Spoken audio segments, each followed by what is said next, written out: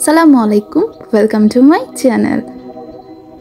আজকে আপনাদের সাথে একটি নতুন রেসিপি শেয়ার করব, বিফ কাবাব রেসিপি। তো প্রথমেই লাগছে কিছু গরুর মাংস। আমি কিছু হাড় চারা গরুর মাংস নিয়েছি। এরপর চনার ডাল 1 ঘন্টা মতো ভিজিয়ে পানি ঝরিয়ে নিয়েছি। একটা প্রেসার কুকারে চনার ডাল, গরুর মাংস নিয়ে তাতে পরিমাণ মতো এলাচ, দালচিনি, তেজপাতা দিব, 1 কাপ পরিমাণ পেঁয়াজ আর পরিমাণ মতো ঝাল অনুযায়ী কাঁচামরিচ দিব, তাতে পরিমাণ মতো লবণ,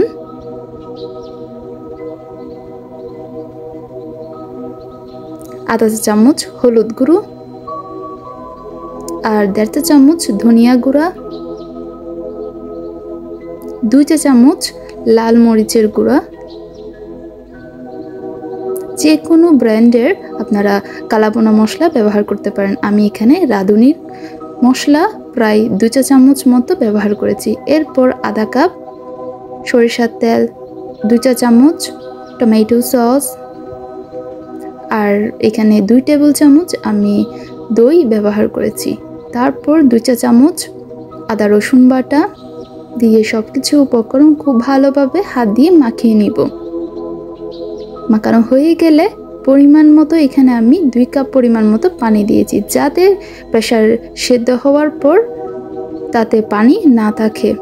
এরপর রান্না করার পর ঠিক এই পর্যায়ে মাংস চলে আসলে আমরা একটি ব্লেন্ডার জারে ব্লেন্ড করে নিব।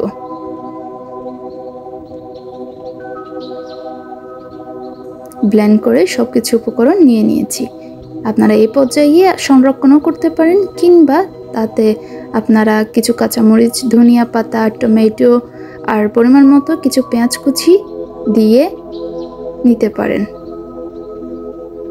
তাতে আমরা সামান্য পরিমাণ জিরা গুঁড়া আর সামান্য পরিমাণ গরম মশলা গুঁড়া দিয়ে আর সামান্য একটু তন্দুরি মশলা প্রায় 1 চা চামচ মতো দিয়ে সব কিছু উপকরণ খুব ভালোভাবে মিশিয়ে নেবেন। আপনারা এই পর্যায়ে সংরক্ষণ করতে পারেন। এরপর একটা ডিম ফাটিয়ে নিয়ে তাতে সামান্য পরিমাণ লবণ দিব।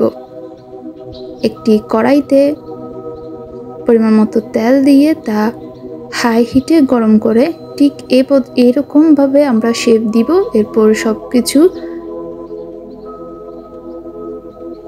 একে একে ভেজে নিব। আমরা গোল্ডেন ব্রাউন হওয়া পর্যন্ত এপিট ওপিট করে খুব ভালোভাবে ভেজে নিয়ে তুলে নিব।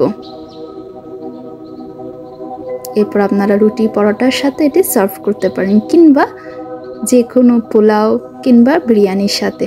ধন্যবাদ।